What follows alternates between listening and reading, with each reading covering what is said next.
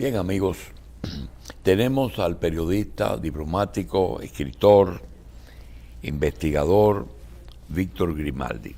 Le damos la bienvenida a Víctor, que es parte de la revista, y quisiéramos iniciar con una efemérides que le vimos en un libro que tiene las fotos de algo que ocurrió el 4 de junio, un día como hoy, pero de 1961. Resulta que el 30 de mayo fue muerto Trujillo.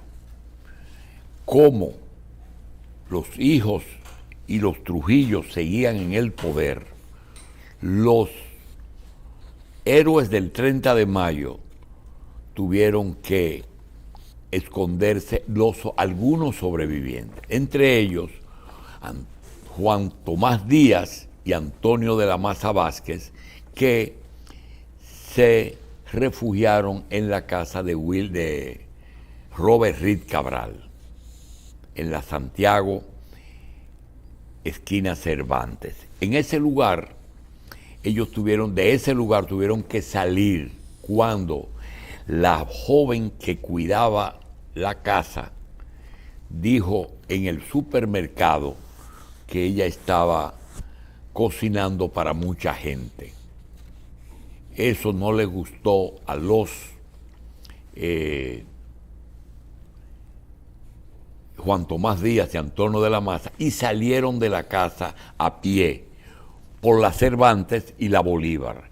Cuando llegaron a la Bolívar, esquina Julio Verne, lo que fue las ferreterías Reed, frente al Parque Independencia, ahí están los miembros del Servicio de Inteligencia Militar que matan en un enfrentamiento a Juan Tomás Díaz y Antonio de la Maza Vázquez.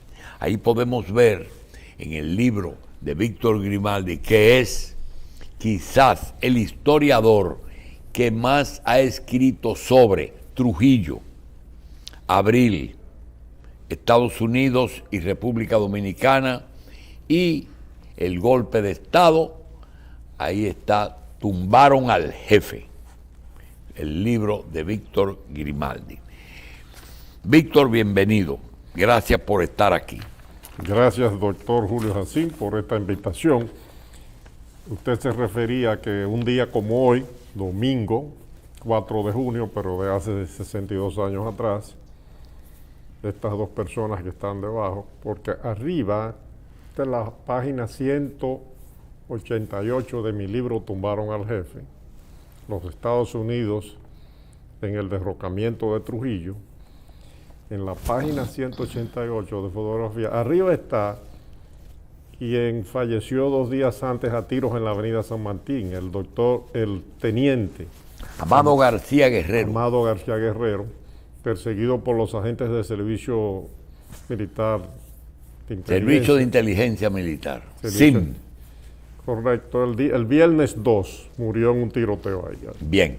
Y el 4 de junio, el domingo, Juan Tomás Díaz y Antonio de la Maza, que usted se refería a estas dos personas que estaban en una casa en la calle Cervantes, esquina Santiago, en la casa del doctor Robert Reed Cabral. Antonio de la Maza es este, y a la derecha aquí está Juan Tomás Díaz. La viuda, doctor Jacín, la viuda de Antonio de la Maza, doña Aida Michel, viuda de la Maza, en una entrevista, está fallecida, que en paz descanse, pero en una entrevista que yo realicé en el Canal 4 con ella hace 22, 23 años, declaró, y el video yo lo tengo en YouTube, en mi canal con Víctor Grimaldi, ella declaró en ese programa que en realidad esa noche, ahí en la avenida Bolívar, esquina Julio Verne, donde estaba la ferretería Rita, en esa plaza que hay un monumento incluso. Enfrente vivía, paréntesis que hago yo, Pepín Corripio, que me ha contado que él presenció el tiroteo por una rendija de la casa familiar de don Manuel Corripio, de su mamá, de la familia, pues Pepín era único hijo, está ahí todavía conservada. Hay 2 o 3 viviendas que son de los Corripios, en las mismas condiciones. Bueno, esa noche en ese lugar fueron finalmente alcanzados Antonio de la Maza y Juan Tomás Díaz. Se armó el tiroteo. Doña Aida, la viuda, en ese programa de televisión al que hago referencia, dice que en realidad, en medio del tiroteo,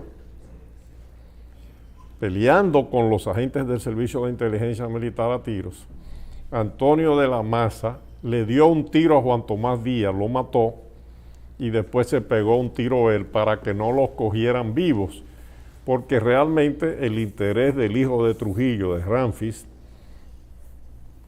era que los tomaran vivos para interrogarlos. Tiene toda su lógica ese criterio de doña Aida, y que fueron conducidos ya Antonio de la Maza semiherido, porque ella dice que no murió con el balazo que él se pegó, él mismo.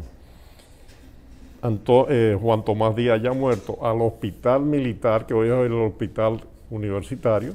Marión, que le dicen todavía el Marión, y que ahí murió Antonio de la Maza. Esos detalles. Después yo conozco muchos otros detalles, lo que he leído, pero también lo que me contaron, de lo que sucedió en la casa de Robert Reed Cabral, primo hermano de Donald Reed Cabral, aquel miembro del triunvirato, hermano de Donald Reed Cabral, pero primo hermano de Gianni Vicini, que era también naturalmente primo hermano de Donald Reed, que estuvieron implicados en el complot. Lo que pasaba era que Donald Reed en ese momento y Gianni Vicini residían en Washington. Entonces, el hermano, y usted lo sabe, Robert, que después se suicidó unos días después, era muy amigo del doctor Marcelino Vélez Santana. Y es Marcelino Vélez Santana, el médico a quien conocí también, porque era muy amigo de Juan Bosch, aunque nunca hablé con Marcelino de este tema, pero yo lo conocía muy bien y yo era amigo de sus hijos también. Él es que le pide a Robert que guarde en su casa a esas 2 personas. Marcelino estaba enterado del complot y la noche del 30 de mayo estuvo en la casa de Juan Tomás Díaz después del atentado. Entonces, él es que coordina que Antonio de la Maza y Juan Tomás Díaz se escondan en la casa de Robert Reed. Y permanecen ellos desde la noche del 30 de mayo, pasa el día 31, el 1 de junio, el 2 de junio. El 2 de junio vimos la fotografía de cuando murió a tiros primero el teniente Amado García Guerrero. El 2 de junio muere Amado García Guerrero, a tiros. Sí, era San Martín. Y hay que decir una cosa, antes de seguir esta descripción, que Amado García Guerrero iba en el mismo automóvil que conducía la noche del 30 de mayo Antonio Inbel Barrera.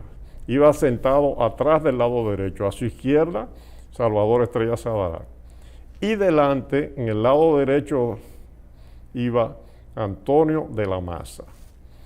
Es decir, que Amado García Guerrero y Antonio de la Maza, Antonio Inbel y Salvador Estrella Sadalá, eran los que iban en ese vehículo. Había 2 vehículos más, uno que no se utilizó y otro... Con Roberto Pastoriza.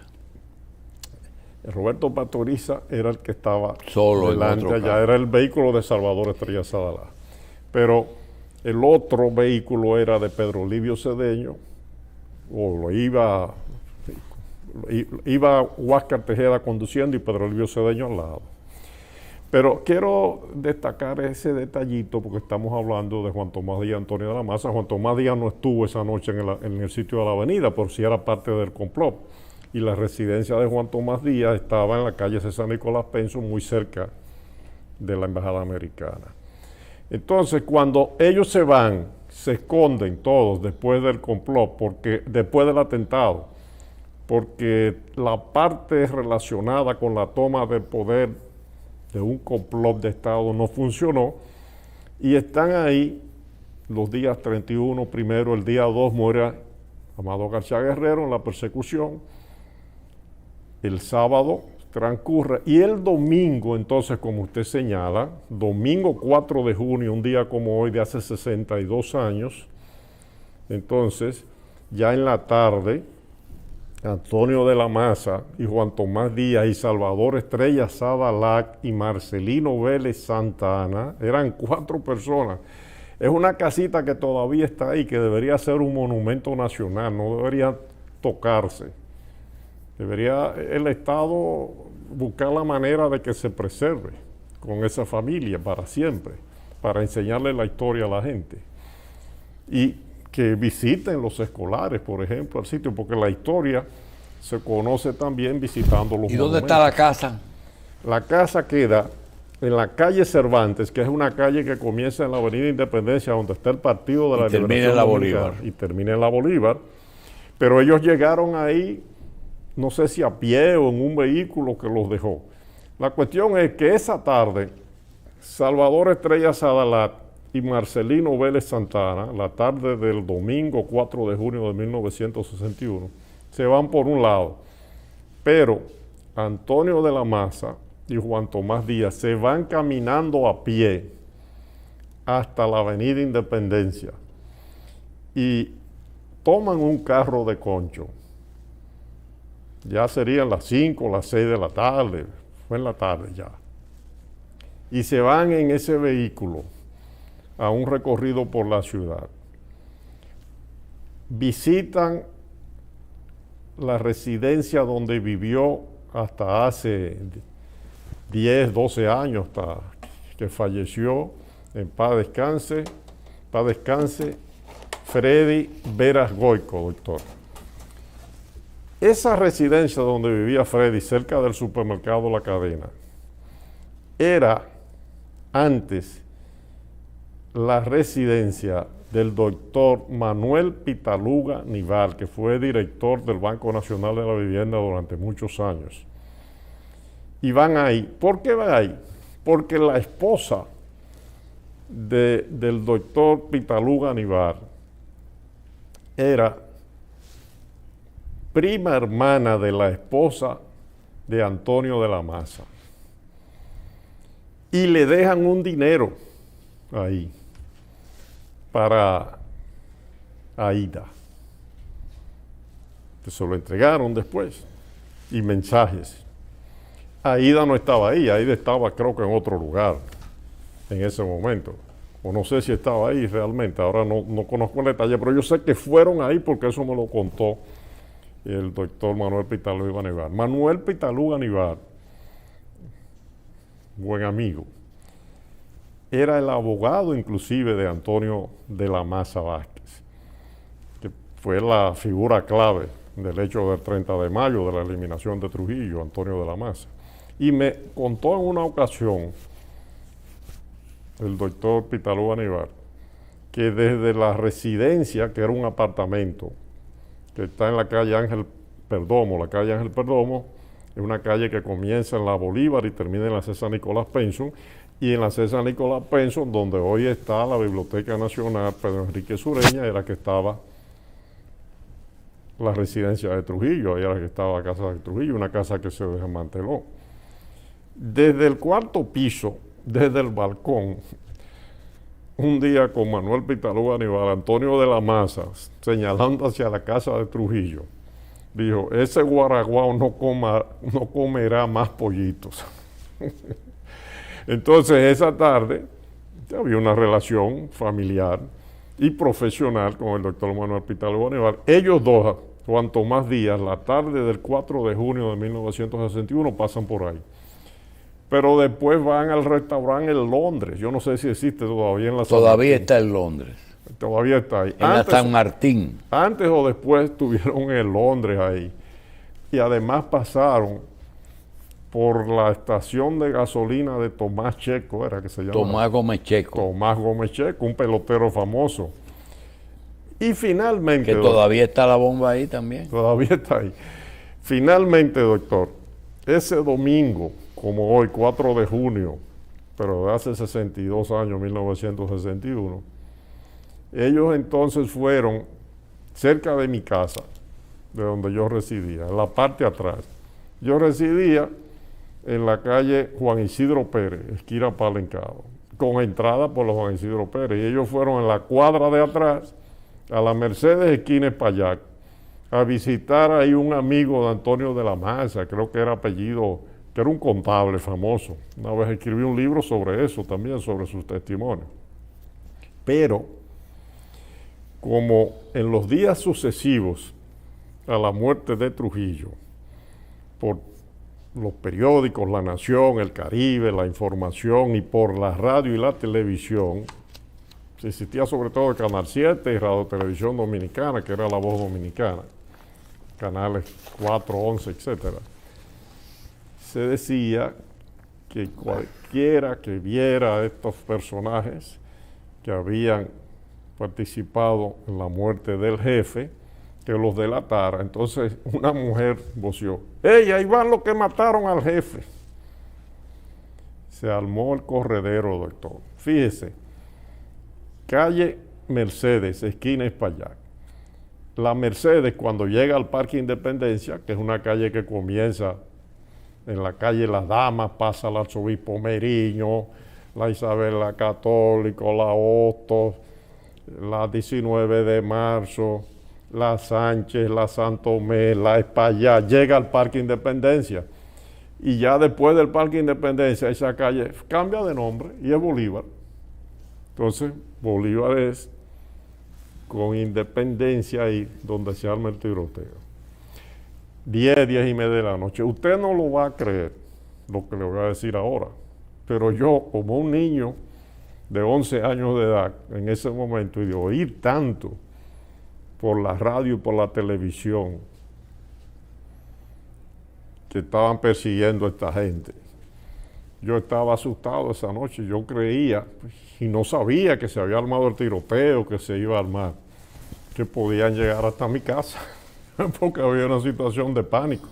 Y fíjese cómo son las coincidencias de la vida. Al otro día, cuando me desperté, la noticia en el periódico donde había ocurrido lo que ocurrió: el enfrentamiento a tiros en la Bolívar, esquina Julio Verne, donde está ese edificio de 3 o 4 plantas, donde estaba antes una ferretería de la Rita. Ahora hay como una parada de minibuses. Se había producido ese incidente en que fueron mortalmente heridos Juan Tomás Díaz y Antonio de la Maza. Bueno, y hoy se conmemora esa fecha. ¿Tienes ahí, algo que te... Es un trabajo tuyo sobre el 30 de mayo, que queremos... Resulta que estamos hoy a... 4 de junio. Exacto, estamos en junio 4 y es bueno recalcar que Víctor escribió con el 30 de mayo de 1961 y el 24 de abril del 65 y después Sangre, Dolor y Lágrimas. Tenemos ese trabajo de Víctor que quisiéramos que, aunque no sea todo el programa, así como nos narró una efeméride que vivimos ese 4 de junio, en que junio 4, tenemos la muerte de Juan Tomás y de la Maza frente a la ferretería Reed. Quisiéramos que nos hable un poquito del 30 de mayo, que realmente siguió a unos días después, 4 de junio, pues fue un momento de mucha tensión aquí, porque estaban los Trujillos, hay que hacer notar que Trujillo era que Balaguer era un presidente títere, y ese día pues se hizo presidente de verdad, pero con Ramfis y todos los Trujillos aquí. En esos días, pues lo que existía era persecución a los sobrevivientes. Recuérdese que Víctor Livio Cedeño va a la Clínica Internacional la noche del 30 de mayo herido y luego viene la persecución del resto, ¿verdad, Víctor? Sí. La noche del 30 de mayo, doctor, y ojalá que sus ayudantes con la cámara vayan mostrando estas fotografías, ocurrió el atentado contra Trujillo. Ese fusil que vemos en la página 185 de mi libro es un M1 calibre 30, uno de las 3 carabinas M1 que se utilizaron en el atentado de la noche del 30 de mayo, además de pistolas, revólveres y una escopeta que nada más disparó una vez. Esa carabina fue suministrada por la Embajada de los Estados Unidos para el atentado, esa carabina. Esa noche ocurrió el atentado.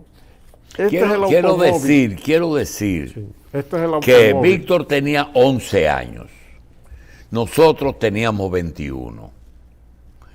Estábamos esa noche, porque esa es la pregunta, me la enseñó Euclides Gutiérrez. ¿Dónde tú estabas el 30 de mayo?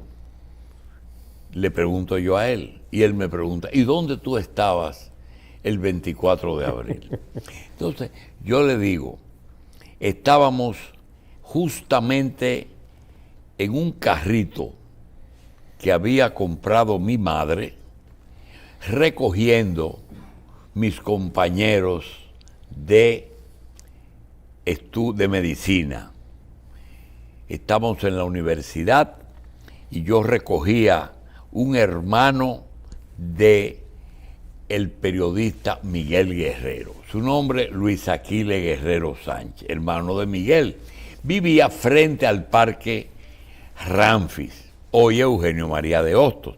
Me desmonté, me senté en la sala, le dije a doña Estervina, ¿y por qué ustedes tienen ese letrerito ahí? Dice, ay, Julito, no nos metas en lío. En esta casa, Trujillo es símbolo nacional. Cuando bajábamos, que yo lo recogí a él, bajábamos hacia la George Washington, tuvimos que doblar a la izquierda porque en el obelisco estaba Trujillo, que caminaba del obelisco a la Máximo Gómez. Y ahí se narra, tú narras eso, en esa noche en que él va ahí, creo que después va a la casa de la madre. Primero iba donde la madre y bajaba a pie toda la Máximo Gómez de norte a sur. Y después, esa noche, se fue a la izquierda, caminando hasta donde usted está dice. El Partido Dominicano y el obelisco. Entonces, ahí fue que nosotros tuvimos la necesidad de desviarnos. Eso fue la noche. Ya eso era a las 8 de la noche. Resulta que a las 11 de la noche, que ya estábamos estudiando en nuestra casa, que estaba en la avenida Duarte, vimos un movimiento extraño.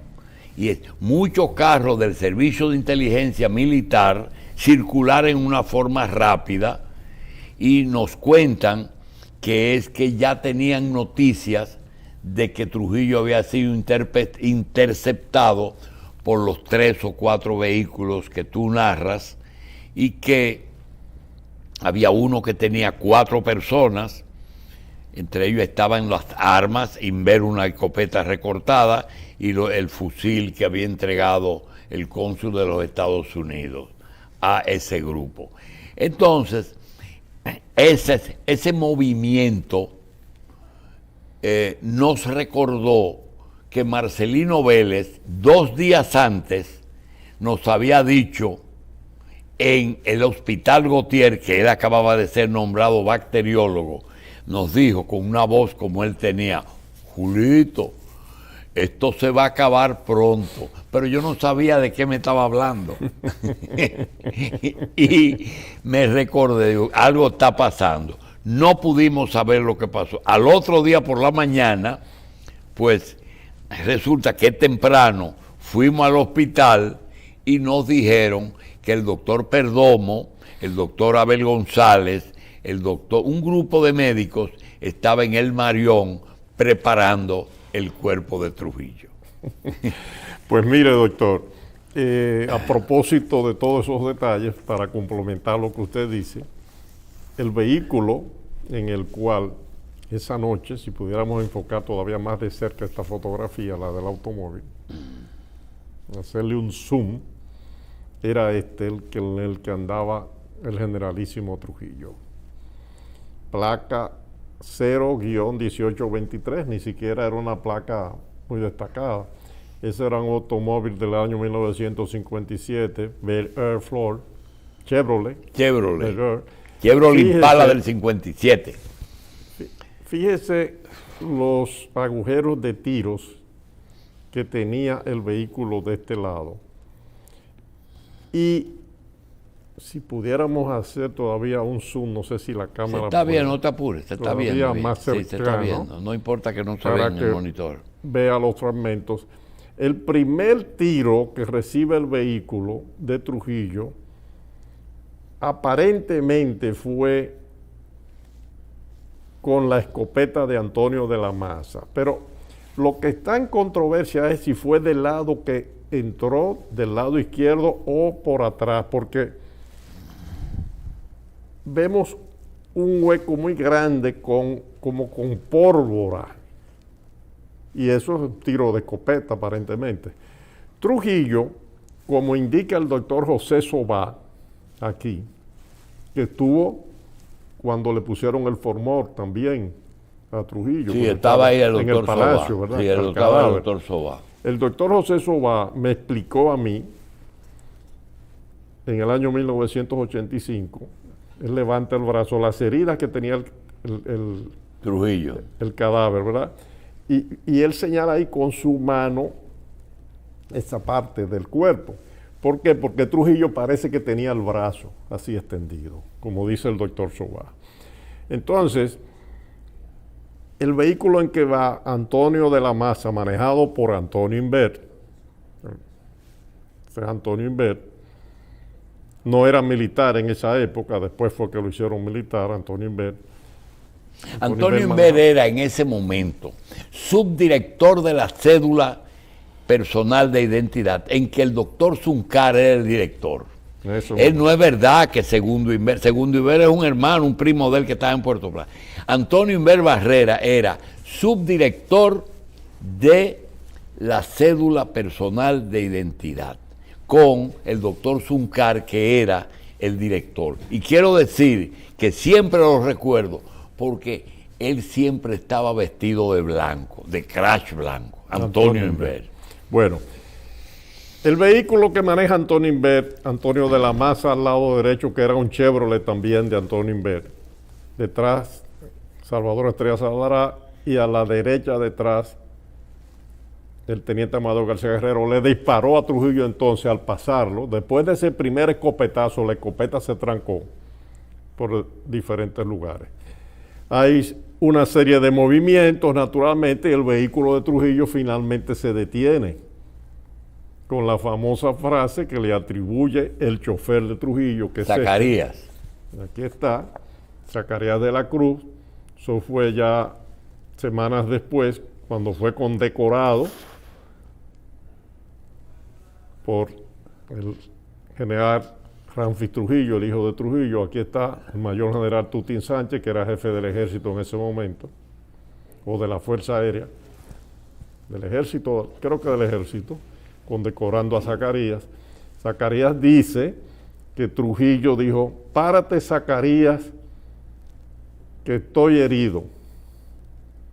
Se le añade: vamos a pelear, en los textos de los interrogatorios.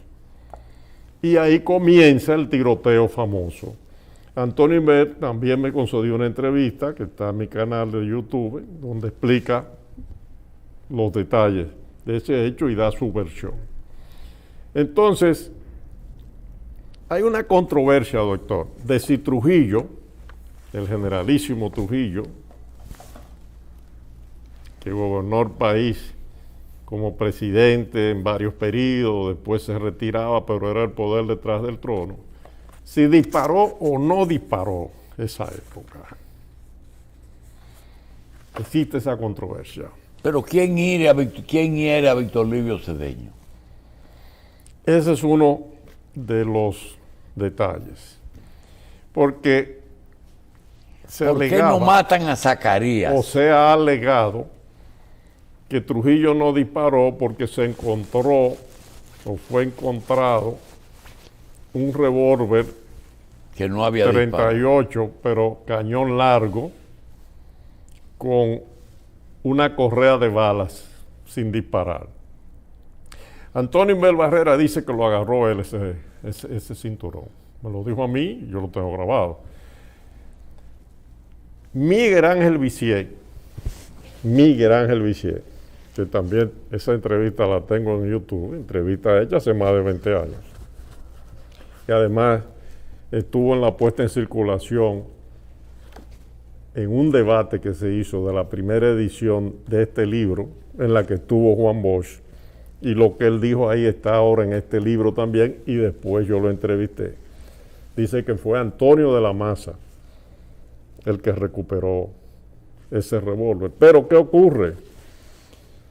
Que apareció también en el sitio del atentado un revólver calibre 38 cañón corto, que sí había disparado.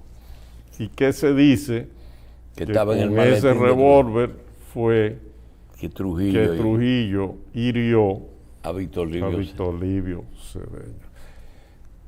La esposa de Víctor Livio Cedeño, que en paz descanse, y la esposa de Huáscar Tejeda, doña Lindín González, la esposa de Víctor Livio, Olga de Pradel, la conocí, la entrevisté, la esposa de Huáscar Tejeda también, porque Huáscar Tejeda va manejando y llega con Víctor Livio ya cuando ha empezado el tiroteo.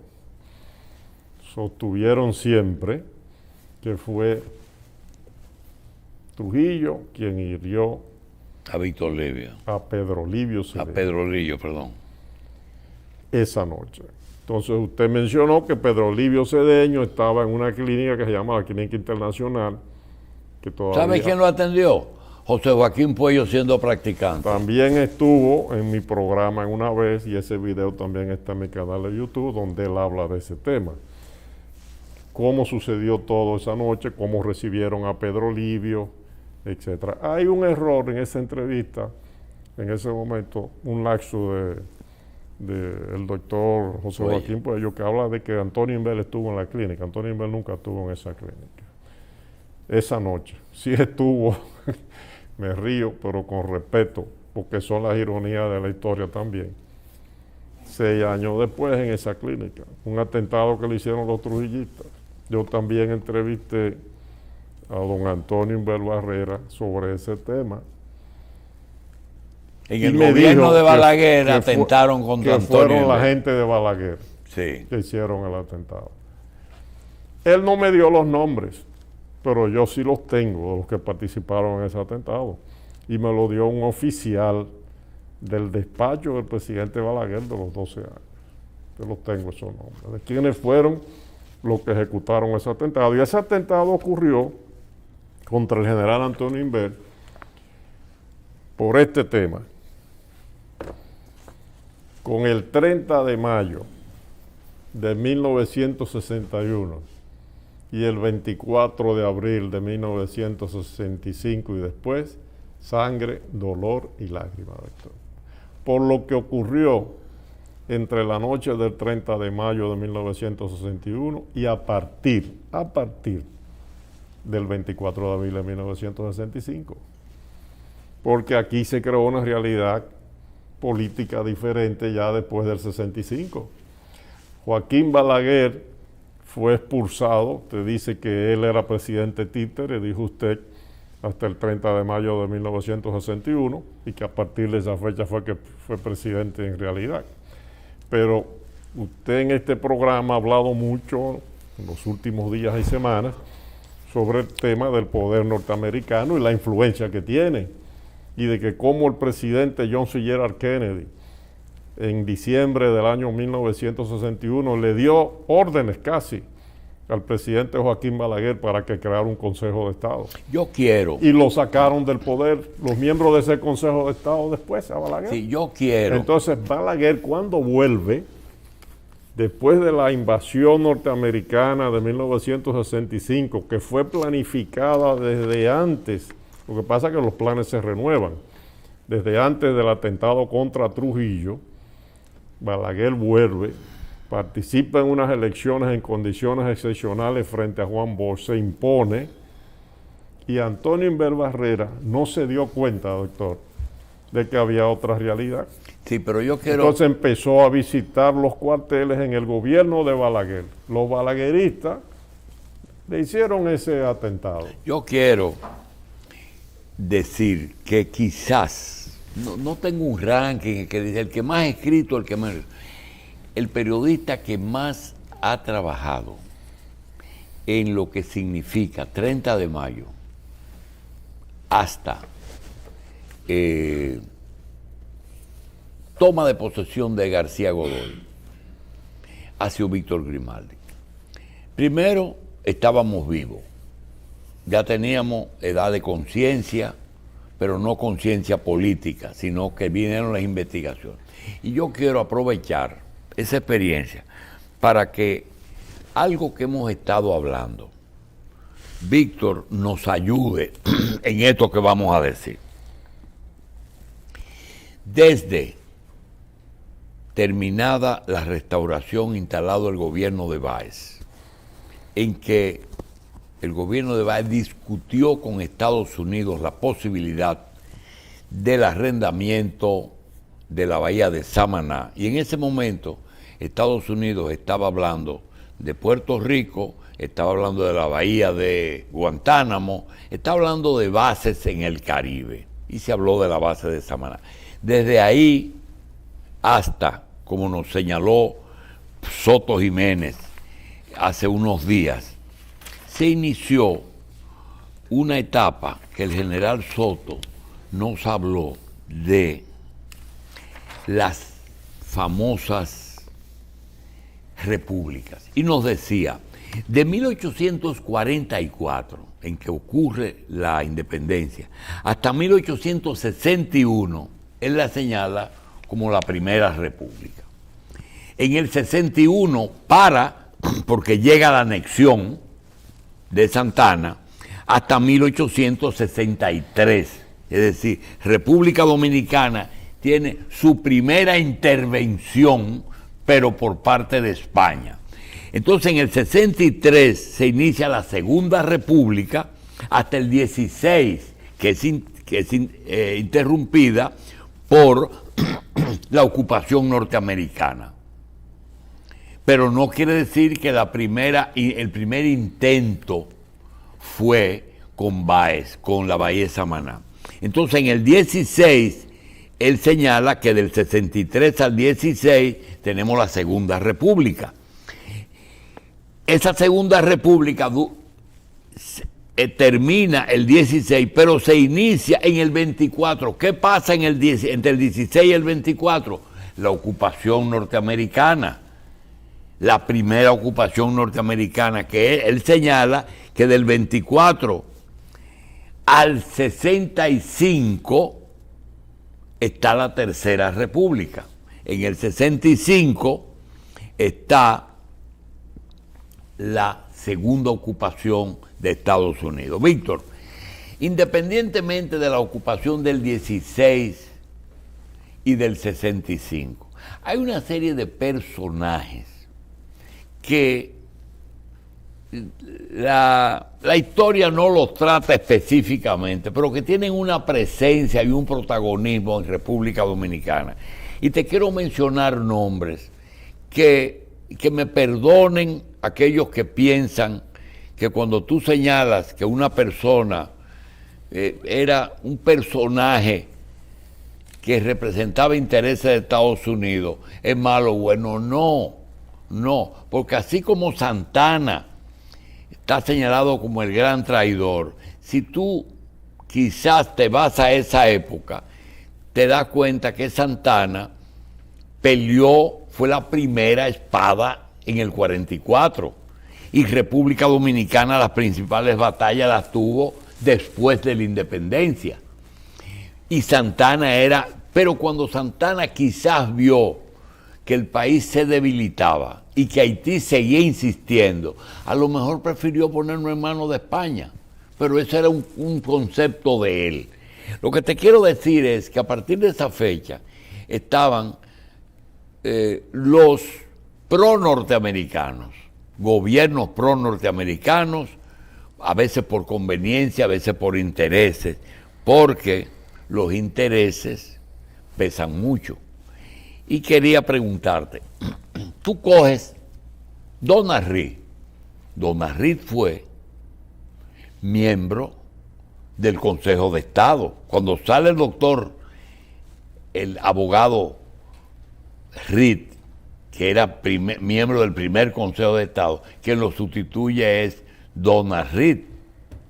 Pero también Donald Reed, cuando sale don Emilio, sale Manuel Enrique del triunvirato, quien preside el triunvirato es Donald Reed. Y cuando Balaguer toma el poder en el 86, el canciller es Donald Reed. Entonces, tú tienes una presencia de Donald esporádicamente en el poder dominicano. Otra persona, Antonio Inver, aparece en el complot manejando un carro. Antonio Inver es el hombre, no usa el fusil de la embajada, sino una escopeta recortada, manejando el carro. No, fue Antonio de la Maza el que usó la escopeta primero, el primer tiro. Pero tenía también un M1 Antonio Inver. Pero Antonio Inver, entonces Antonio Inver, de la Maza, llamado García Guerrero, participa en el 30 de mayo. Oye bien, participa en el 30 de mayo. Pero después Antonio Inver preside el gobierno de reconstrucción nacional. ¿Cuándo? Cuando Estados Unidos interviene. ¿Bajo qué predicamento? ¿Por qué Estados Unidos interviene? Yo tengo dos cosas que quisiera después hacer un programa contigo. Estados Unidos no interviene en el 65 porque por deporte. No, Estados Unidos interviene porque tenía la conciencia de que la expansión del castrismo podría llegar a ocupar República. Y cuando vio que el discurso de la constitucionalidad podría no prevalecer, por lo que ellos respetaron ese movimiento, lo cercaron, pero no lo eliminaron. ¿Por qué? Porque era un movimiento para reponer la constitucionalidad. Pero cuando vieron los comandos, esos comandos no eran del PRD, eran comandos de izquierda. Entonces crean un gobierno fuera del país, del área, para enfrentar al gobierno de Camaño. Entonces, ¿quién lo preside? Antonio Inver. Entonces, la presencia de Antonio Inver estuvo siempre presente. Y Balaguer, que era un fiel intérprete, lo hace después ministro de las Fuerzas Armadas. Entonces, así como Donald estuvo en el Consejo de Estado, en el triunvirato y ministro de Relaciones Exteriores, tú tienes a Antonio Inver el 30 de mayo en el gobierno de reconstrucción y ministro de las Fuerzas Armadas. Entonces yo te pregunto, esos dos personajes y otros que, por ejemplo, yo te digo que Marcelino Vélez Santana y Baudilio, su hermano, eran personas que estuvieron presentes. El hermano trabajaba en la Romana. En la Romana, era el médico, romano. Sí, pero era un hombre de los americanos, porque fueron los americanos cuando tenían el central que lo pusieron. Y te quiero decir, yo no lo hablo de agente ni de CIA, sino personas de los americanos. Igual que una persona que tú conociste, el doctor Jordi Brosa. También.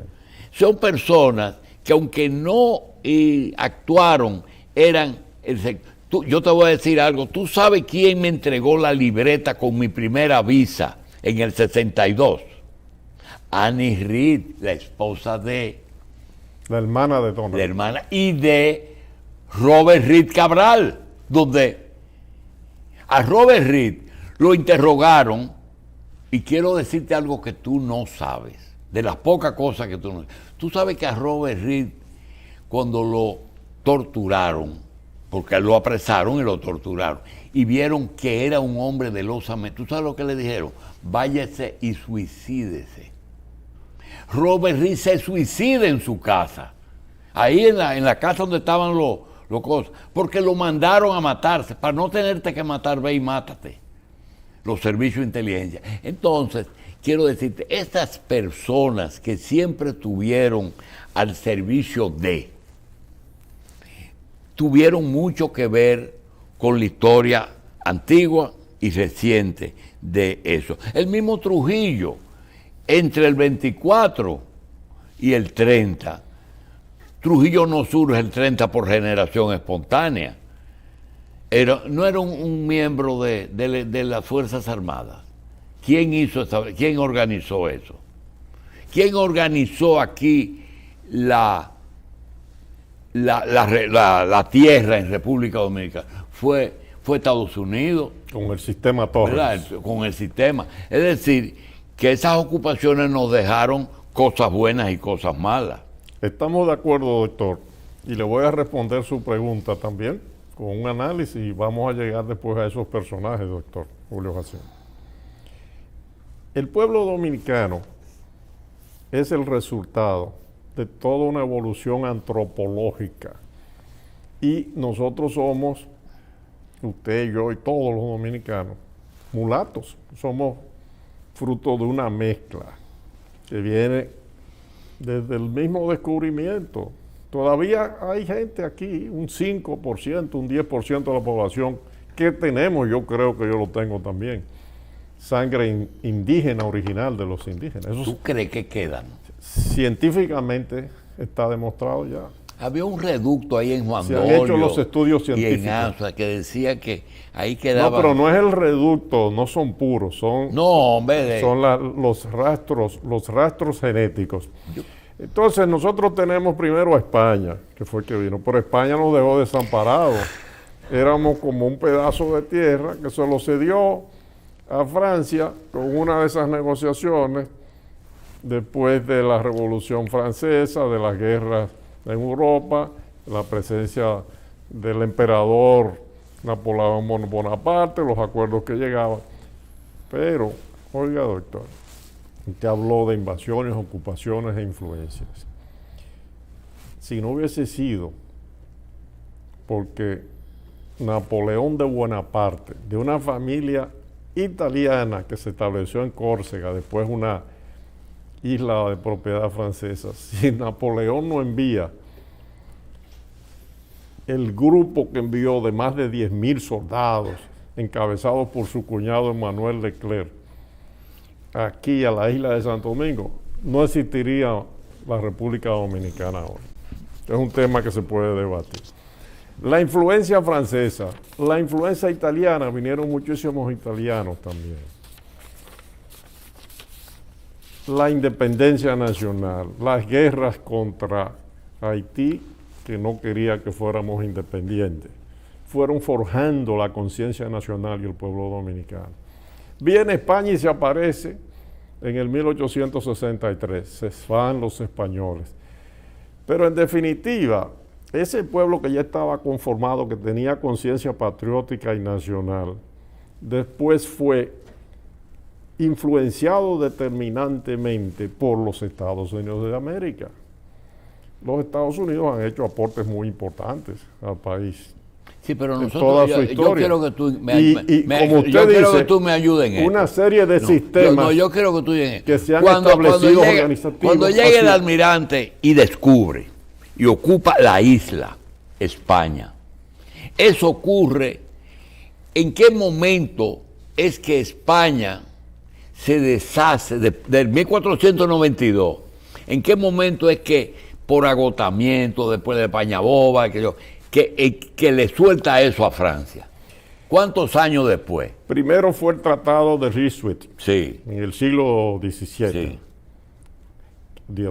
Pero Ryswick es un siglo después del descubrimiento. No, 100 años antes del Tratado de Basilea, que fue en el 1795. Imagínate, si España tuvo cuántos años aquí solo, es lo que nosotros queremos saber. Bueno, esto era un pedazo de tierra con una población muy exigua, la parte oriental de la isla, pero había un pueblo ya que tenía una serie de costumbres muy diferentes a las que tenían los que vivían en el otro lado, dominados por los franceses.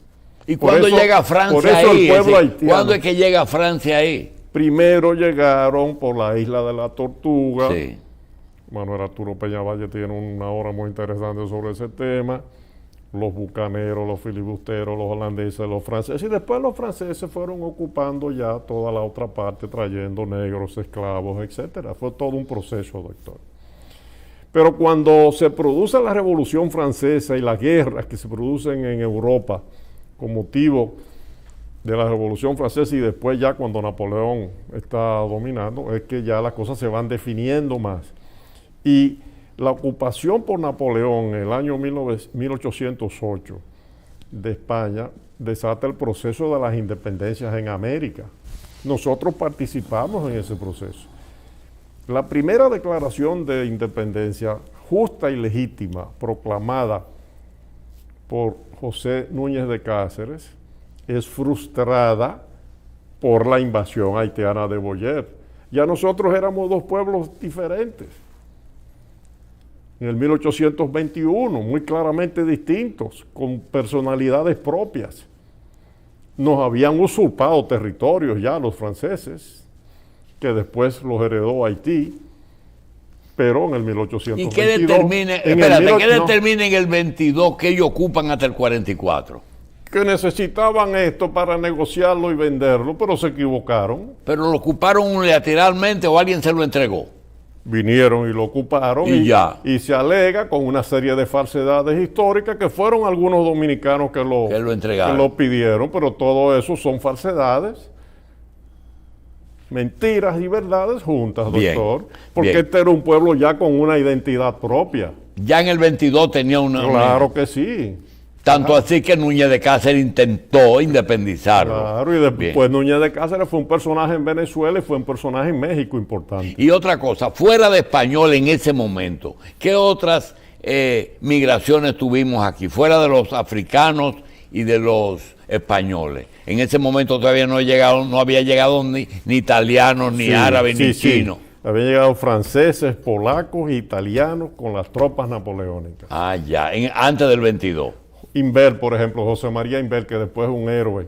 Sí, del independencia. Nacional, sí, ancestro de Antonio Inver Barrera. Sí, exacto. Para mencionarle uno. Y después los italianos varios, incluyendo los Bonetti. No, y lo de el marino, ¿cómo se llama? Maggiolo y... Maggiolo, etcétera.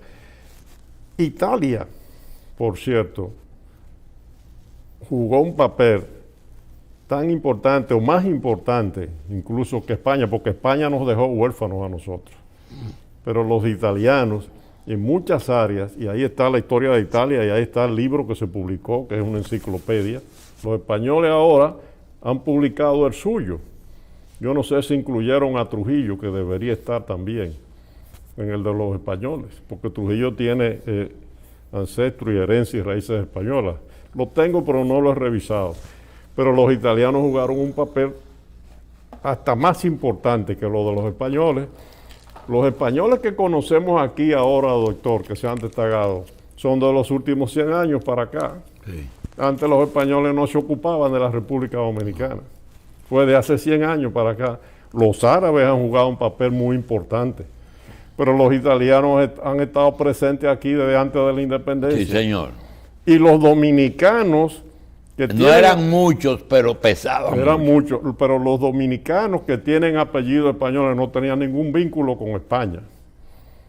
Los españoles venían de más. No, los españoles, España nos dejó abandonados a nosotros. España era un país muy atrasado. Bien, vamos a hacer una pausa.